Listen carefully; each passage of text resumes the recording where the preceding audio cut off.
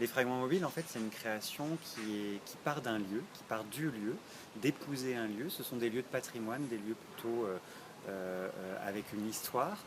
La première sera la Conciergerie de Paris. Donc, ce sont des lieux aussi souterrains, avec des colonnes, des piliers qui fragmentent l'espace. Et l'idée, c'était de reposer l'idée du vivant, du corps en mouvement dans ces lieux, et de s'amuser, comme les palais des glaces dans les fêtes foraines, donc apparition, disparition, transformation, l'idée du kaléidoscope en fait.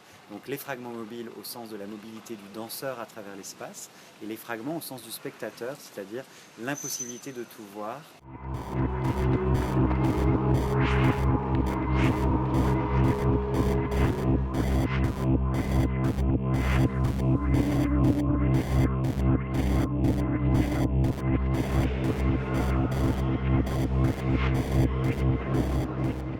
Les influences, en tout cas pour les fragments mobiles, elles sont parties de l'histoire de la conciergerie, prison, enfouissement, un lieu plutôt par sa beauté, il y a quelque chose vraiment de magnifique, mais en même temps d'extrêmement dangereux aussi et violent par son histoire.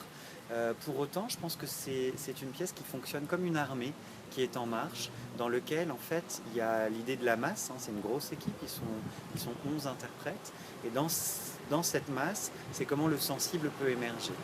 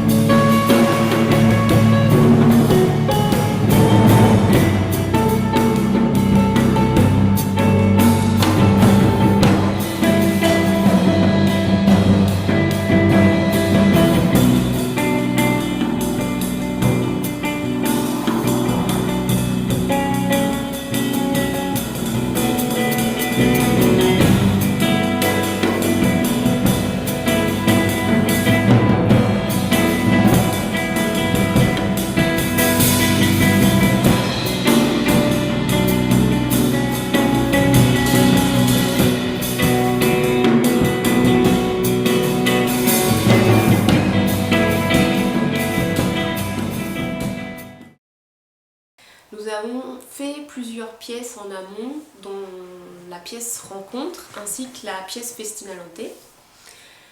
Dans ces pièces, nous avions des interprètes féminines, dont Caroline, Yfen et Kacha, avec qui nous avons eu envie d'approfondir l'étude et de se tourner vraiment vers elles pour faire un travail de portrait féminin. Il y avait l'envie de donner une place à l'interprète, une place principale dans la pièce, en fait dans le contenu de la pièce, en faisant un focus sur lui, alors elle, et leur vie, leur biographie, leur parcours, leurs particularités, et alors de faire aussi un portrait global de la profession d'une danseuse autour de 40 ans.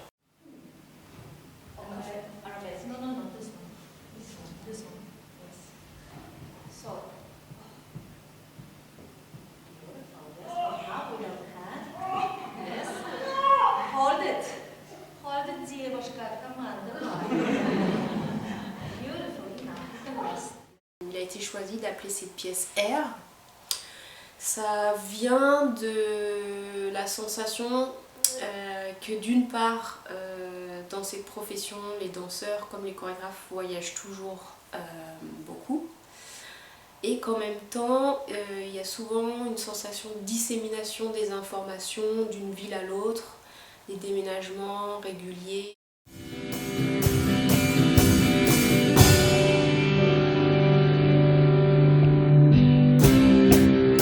Ils ont cela en commun, les futurs parents de John et ceux d'Andy, le maître pané new-yorkais. Ils le sont devenus.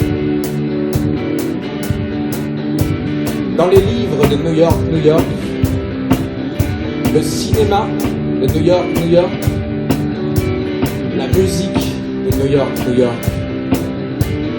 l'art de New York. Ils chantaient, dansaient, lisaient. New-Yorkais.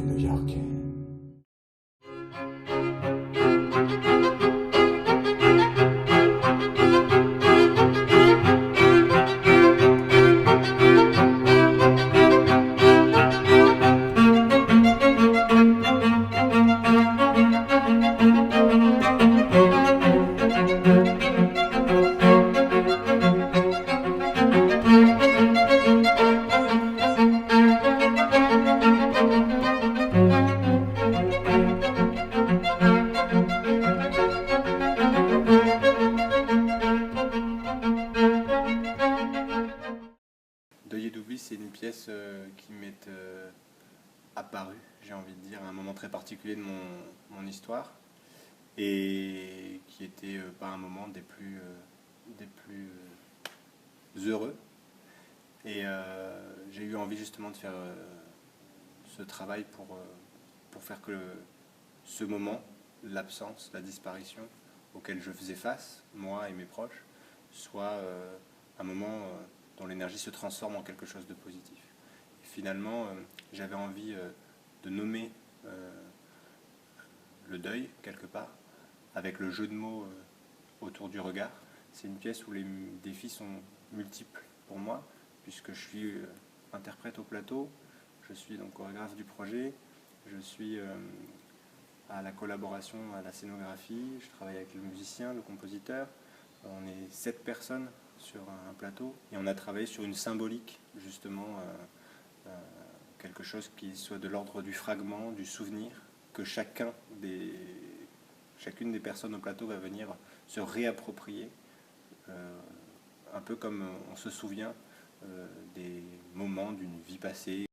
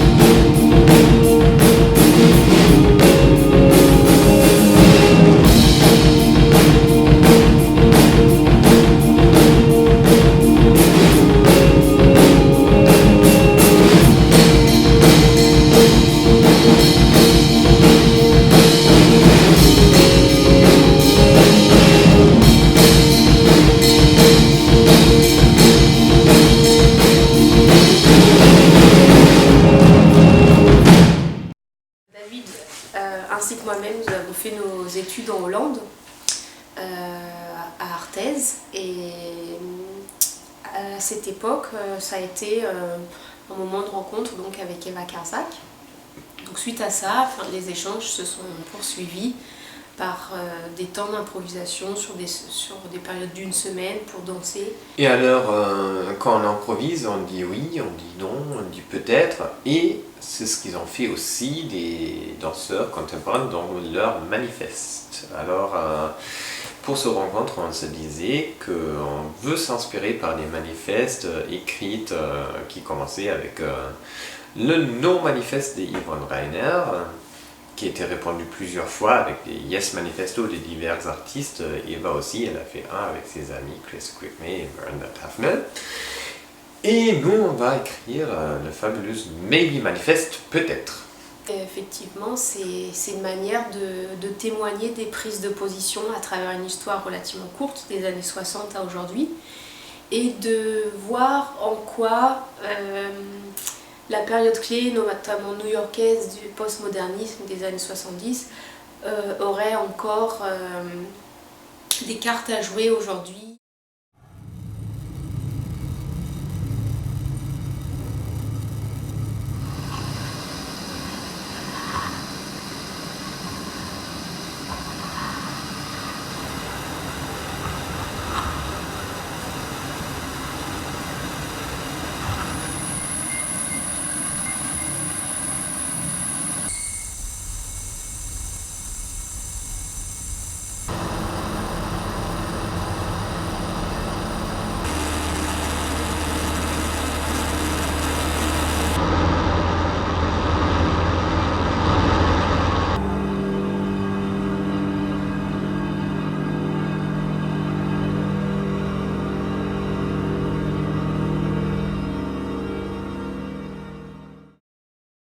Von is a particle in German language that means of or from. So you address it to someone, and you say, for example, someone von Duisburg. It had in the beginning it was related to nobility, but not only. In some ages it changed completely. This idea, and it took me a long time to choose the title, because for a long time I had a temporary title, and just at the very end, very recently, I decided for this, because the whole piece is about a place. It refers to somewhere, but we don't know exactly where. So we liked a lot the sound of it, first of all. It's very short, it's very sharp,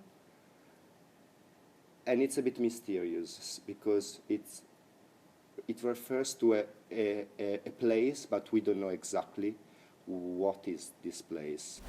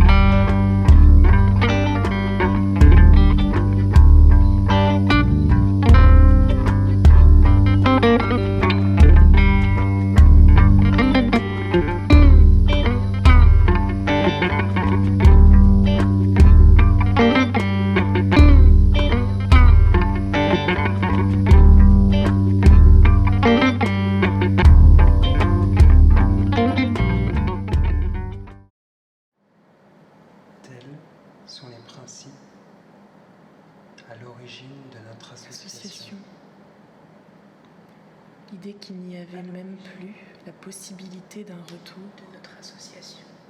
et que nous devions construire une nouvelle vie. Sans regarder en arrière. Une nouvelle vie.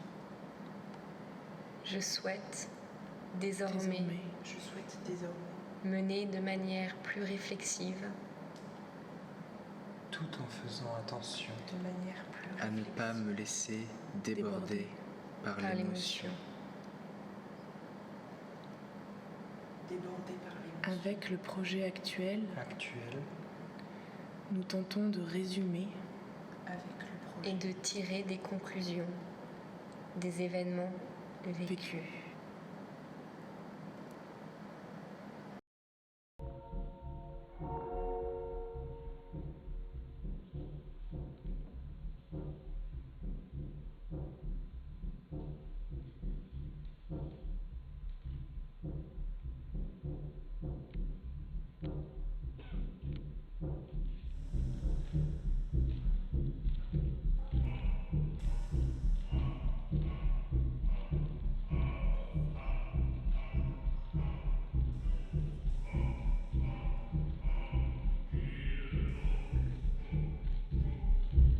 Maybe the constellations are like father, mother, not together, or